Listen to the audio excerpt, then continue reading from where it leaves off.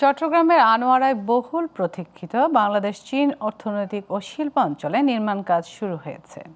দুপুরে আনোয়ারায় Chinese economic and industrial zone সিআইজেটের নির্মাণ কাজের উদ্বোধন করেন অর্থমন্ত্রী আমির খসরু মাহমুদ চৌধুরী। তার সঙ্গে ছিলেন স্বরাষ্ট্রমন্ত্রী সালাউদ্দিন আহমদ, চীনের রাষ্ট্রদূত ইয়াও ওয়েন ও বেজার নির্বাহী চেয়ারম্যান চৌধুরী আশিক মাহমুদ বিন হারুন। এই অর্থনৈতিক ও শিল্প জোন হলে শিল্পায়ন, বৈদেশিক বিনিয়োগ ও কর্মসংস্থান সৃষ্টির পাশাপাশি ভবিষ্যতে চট্টগ্রাম একটি শিল্প ও লজিস্টিক হাবে পরিণত হবে বলে আশা প্রকাশ করেন অর্থমন্ত্রী।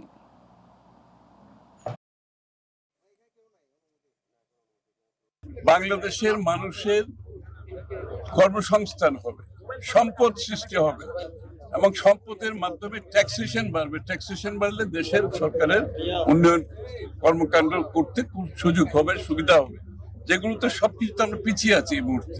সুতরাং বিনিয়োগের উপর আমাদের বড় নির্ভরশীলতা। এই কারণেই অর্থনীতিকে এগিয়ে নিয়ে যেতে হলে যে প্রাইভেট সেক্টর বিনিয়োগ ছাড়া সম্ভব, এবং এই জন্য তার মধ্যে অন্যতম হচ্ছে বিদেশি বিনিয়োগ, তার মধ্যে অন্যতম হচ্ছে চাইনিজ বিনিয়োগ।